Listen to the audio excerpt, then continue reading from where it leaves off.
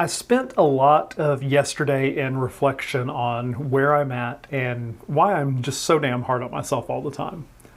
Thought about all the ways I feel stuck in my life, my job, my family, my friendships, my self-care, and yes, my relationship. I recently picked up a workbook by a marriage and family therapist named Lori Gottlieb. She's been all over the place since writing a book called Maybe You Should Talk to Someone. Podcasts, TED Talk, morning shows, primetime news segments, talk shows. She's everywhere. And for good reason. She wrote a damn good book and a practical workbook that goes with it. I turned to an exercise called casting call. This isn't a new exercise for me, but therapists have hundreds of tools in their toolbox, and over time we tend to rely on the same ones over and over. Yes, there's a metaphor about having a hammer and every problem looking like a nail. That's a form of being stuck in a role, but that's something for another time. She explains the rationale behind this as well as I possibly could, so I'll just use her words.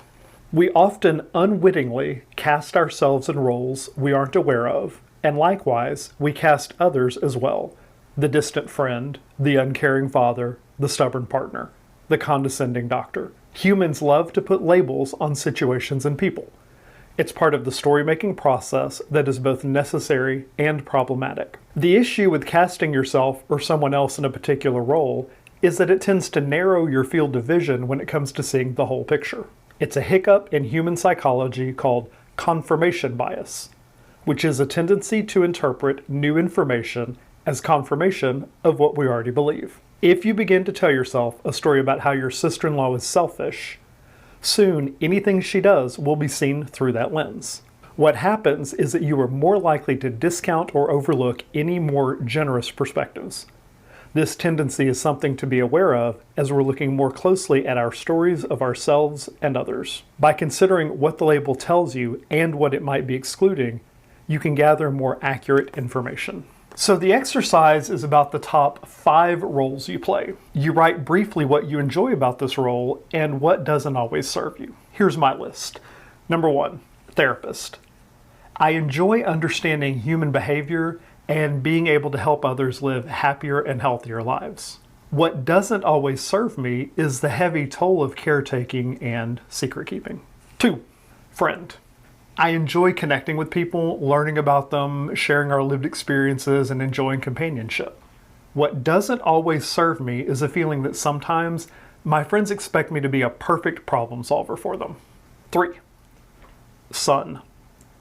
I've experienced periods of great love and support from my parents. And when we spend time together, now it's full of laughter and lightness. What doesn't always serve me well is holding on to hurts and secrets. 4, sick person. It's a pejorative label, I know, but I was going for something succinct. This is about mental unhealth and lately the physical manifestations of mental unhealth. The only positive I see in this role is that I can better understand why I'm feeling the way I feel and acting the way I act. What doesn't serve me well is holding on to unhealth because it's comfortable and habitual. That last part, what doesn't serve me well, was a way of framing it I'd never considered before putting pen to paper with this exercise. 5, boyfriend, partner, hopefully future spouse. I saved this one for last because I wasn't entirely sure I wanted to go there. I love him. I love spending time with him, sharing space with him, being connected with him. I love having my person in more ways than I can write in a few sentences. What doesn't serve me well is the recent dysfunctional ways we have chosen to relate to each other. Again, until I gave it words, I didn't frame it that way. Using the word chosen hit me like a punch in the gut. But damn if it's not accurate. The second part of this exercise is a bit of perspective shifting. You think about another person where you want a stronger connection. Could be anybody. And you think about, how have I cast them in my mind in the day-to-day and in difficult situations? What behaviors do I associate with this role that they play? How do I think this casted role has created a stuckness in our dynamic? Are there qualities or behaviors that don't fit the role that I've cast them in? Well, fuck me. Of course I want to use the boyfriend for this role. But answering those questions so openly, at least in front of a camera, requires me to tell his story, and I won't do that. What I will say is that I made a list of his behaviors and actions, things I see day in and day out, good times and not so good times. Most of the list was positive, good things, things I like, things that serve him well. Quite a few were not so great. And those are the exact things he's working on right now. But what struck me is how much weight I've given to those not so great things. Even though it wasn't in the exercise, I decided to add on and take it a step further. I asked myself, how often do I actually, for real, see these behaviors? What percentage of the time would that be? To try to be as fair as possible, I calculated waking hours and really thought back to how many minutes a day do I see these things? What was that as a percentage of time? How often does this actually occur? Damn it, those numbers were way lower than I imagined them to be. In my mind, I'd overestimated these things. I'd added a dark component to this role I'd cast him in where he was way more of a villain than was realistic. And just like Lori said in the book, I started expecting these things and looking for anything that would support how I'd cast him in this role. And then I used that to justify my own withholding and distance. So essentially, there were too many times I approached our days together expecting the worst and looking only for ways that would play out. What a dick move. And definitely something we're going to be talking about this weekend. My biggest takeaway from this exercise is that I have a huge amount of confirmation bias about me and about other people. Like she says in the book and the workbook, therapists get it wrong. We aren't perfect. I touched on this in my first video. We get it wrong a lot, and especially when it's about us. We don't like to admit it. We don't like to see ourselves as fallible, but we are. In fact, I think that unless therapists are consistently engaged in self-reflection to a much higher degree than we ever expect of our clients, we're going to be constantly falling prey to the confirmation bias trap in our own lives. So now I'm looking at this seemingly simple 2-page exercise and trying to figure out why this was so hard for me. It took way longer than I thought a couple of blanks should take to fill out. It was about me being honest with myself and admitting to myself that despite my role number 1, therapist who is on paper at least an expert in understanding human behavior, I have been willfully clueless about myself and looking at myself in such harshly negative ways so I get to always be my own worst critic.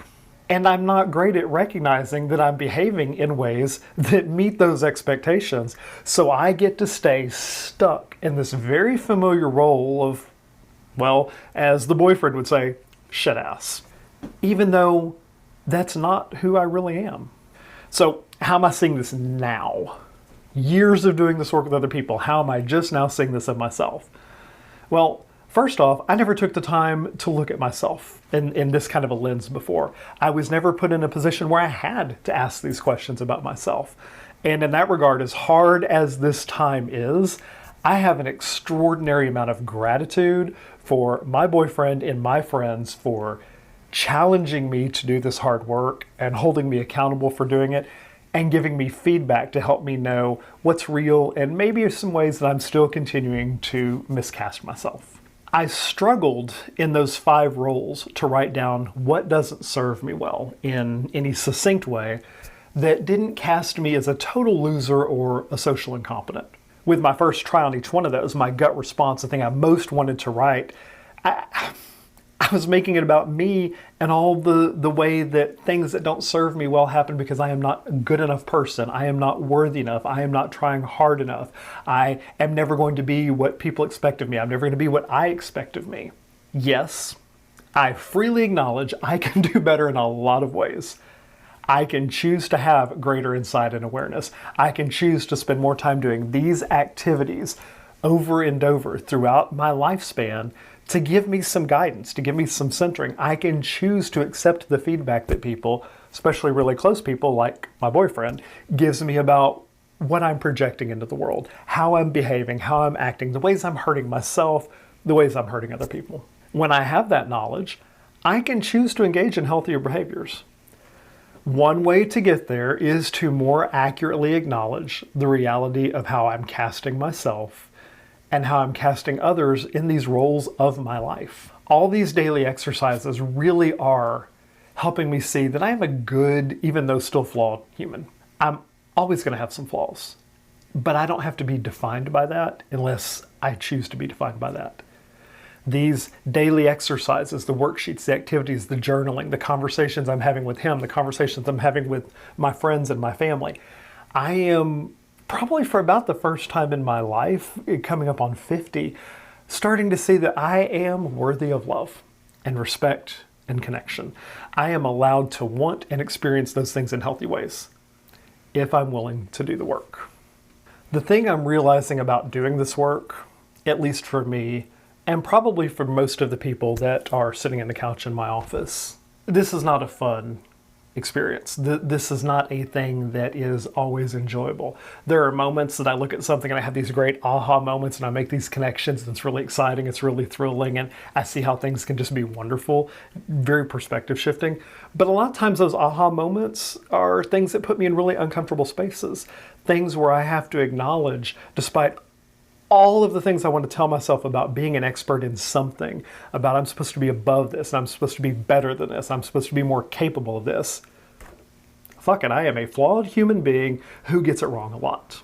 On the one hand, I know that, and I've always known that about myself. On the other hand, I have always had such a higher expectation of myself and what I am capable of, and this unwillingness to admit to other people that I am imperfect. I say it on a superficial level. I make jokes about it all the time. I tell people I am wrong more than I'm right. And every time I have to admit that to myself, it's very cringeworthy on the inside. Yeah, I get it. Part of that is about the profession that I'm in, and we have to project this sense of authority. We have to project this sense of not, I don't want to call it perfection, but we do have to project this sense of being almost omniscient. And it's not real. It's not true. We do the best we can with the inputs that we've got, the information we've got, the things people are telling us. We do the best we can with our training, the life experiences we bring into it. And then a lot of times we forget at the end of the day, when all the sessions are done, all the notes are written, and it's time to go home, that we get to be human again. And I forget that a lot. I forget that I walk through that door and my friends, my family, my boyfriend, they are not expecting me to be therapist 24/7. They're not expecting me to be perfect 24/7. They are not expecting me to be a perfect problem solver 24/7. They don't expect me to always have my shit together. So why am I? Why am I casting myself in that role that I have to be perfect, and that perfection requires me to be a little bit detached? Because if I'm detached, I don't take a risk of getting hurt. I don't take a risk of hurting other people. That's not a great role to cast myself in. So when I think about my meta role, or what I would call role zero, my role as human, I have not always been kind to myself. I've not always been kind with the things I've expected of myself. I've not always been kind to things I've done to myself. And I have created systems and situations where confirmation bias is absolutely right there. And I get exactly what I have expected, exactly what I've put out, whether it's overtly told people or covertly just by my actions, by my withholding, by my expectations. I have created this role for myself that does not serve me well. And going through these exercises makes it really hard for me to admit this is not working for me. Really, it never has. But because I was able to be so detached from so many people for so long, I didn't have to face that. I didn't have to deal with that. It's only now that I have decided I want these amazing connections in my life with certain friends and certain family, and yes, the man I still intend to marry, then it really hit me what I need to do within myself, for myself. It's a lot of work. It's a lot to unpack. It's a lot to process. It's really scary, and it's hard to be so vulnerable about these things. But I need to be, because that's part of the process. Telling the truth, telling my story is how I do this better, how I help other people do this better. So that's where I'm at today. I'll be back tomorrow.